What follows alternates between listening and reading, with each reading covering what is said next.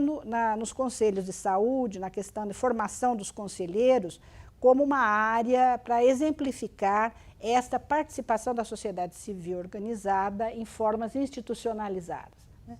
Quer dizer, quais exemplos, já existem políticas públicas integrais de saúde nos aglomerados urbanos, como eles têm avançado, há várias perguntas que nós podemos fazer sobre essa rede imensa existente de conselheiros em todo o país, né? Como a estratégia da política da saúde da família, né, tem se desenvolvido para redesenhar serviços de média e alta complexidade, né, como que se coloca aí na oferta de serviços, que medida que esses conselhos têm, de fato, impactado essa oferta na área da saúde, que a gente, todo dia que liga a televisão, nós vemos uma área extremamente carente de problemas, de atendimento, de recursos, e é a área onde, digamos assim, há a maior rede de conselheiros da participação.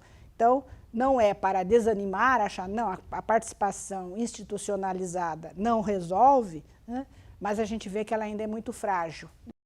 Mais de 10 anos de participação nas redes de conselhos de saúde, a experiência tem revelado muitas fragilidades e muitos problemas a serem tratados nesta forma de participação.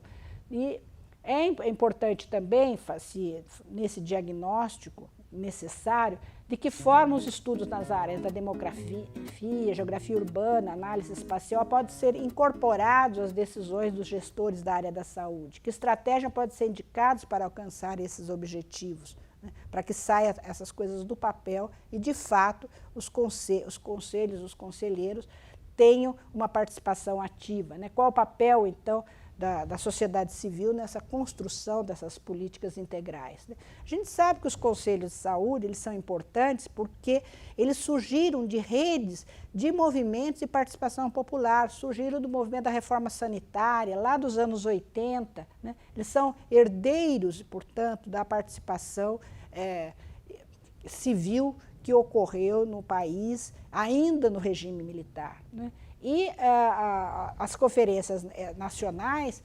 são, na área da saúde, as mais consolidadas, porque não é à toa, então, que os conselhos de saúde foram pioneiros no início dos anos 90. Né? Eles são órgãos, portanto, colegiados, permanentes, com caráter consultivo, né, na elaboração dessas estratégias de controle público. A questão dos conselheiros, eu acho que ele tem um marco, né, eles têm um marco, um conceito amplo de saúde como um direito pleno da sociedade e que a cidade, para ter qualidade de vida, tem que ser saudável, né? Então, acho que é importante ligar a questão do território com a questão da participação, com a questão da formação dos conselheiros, né? Então, essa ideia de um território saudável, né? E como que se formaria, então, agentes para atuar nesse territórios saudáveis.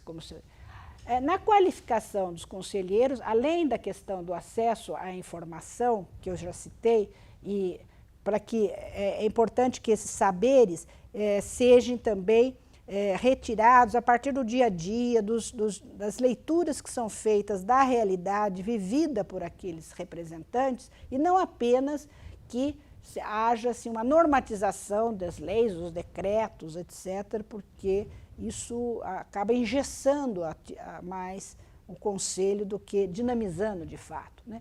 Então, há necessidade de um esforço coletivo na formação desses conselheiros advindos da sociedade civil, né? Principalmente os que não têm experiência associativa anterior, né? No sentido de inseri-los nesse processo, então, de saberes, matrizes de pensamento, informação. Portanto, é mais necessidade de formação do que de informação, porque muitas vezes eles fazem oficinas para os conselheiros, na qual pensa-se em repassar dados conteúdos de informação, né? E os conselhos, eles também não podem, portanto, ser uma formação apenas técnica. Eles acho que tem que ter domínios de alguns conteúdos da onde eles vão estar atuando. Então, eles vão ser inseridos em determinadas campanhas públicas, entender minimamente a campanha pública daquela doença, naquela região, o que é aquela doença, qual o impacto disso, né?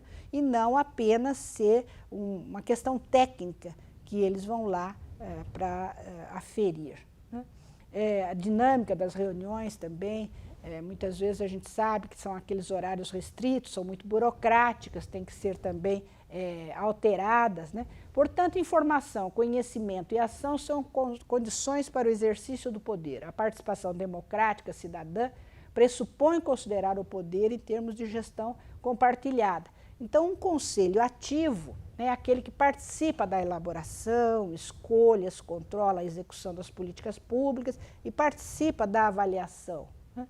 E é importante a gente atentar para o papel da universidade nesse processo. A universidade tem grande contribuição a dar nesse sentido, mas muitas vezes a universidade atua ou via os seus departamentos, conselhos de extensão, ou via alguns pequenos laboratórios. E acho que é importante envolver, inserir todas as universidades, não só as públicas, mas também as privadas, porque hoje 80% do ensino superior no Brasil é detido, está na mão, em termos de número de alunos, nas universidades privadas, que acaba sendo apenas aulas, aulas e aulas, mas inserir essa articulação com a comunidade e a importância disso em termos de uma contribuição na formação dos conselheiros, dos agentes de saúde, né?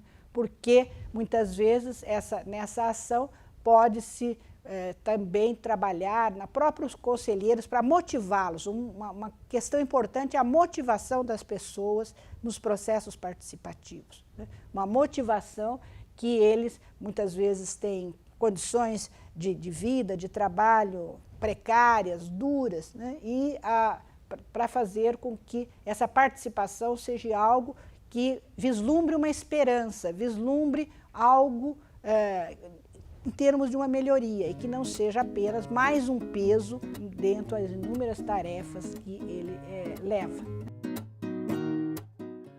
Há ainda, na questão dos conselhos, uma relação direta, então, portanto, entre a saúde da cidade e a saúde das pessoas, né? E quando o maior número de moradores participa coletivamente dos seus próprios cuidados, as ações da saúde costumam ser mais bem-sucedidas, segundo pesquisas da própria Organização de Saúde. Nos conselhos, fóruns, também nós vemos grandes desafios, né?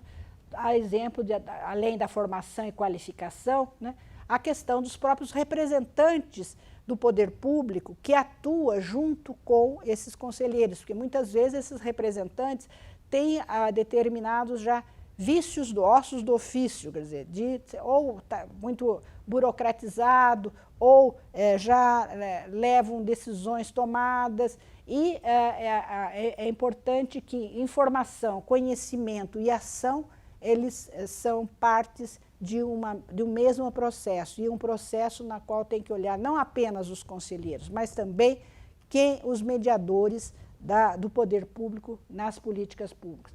Um outro desafio, além do acesso e decodificação das informações, são os exercícios, condições materiais para o exercício, né?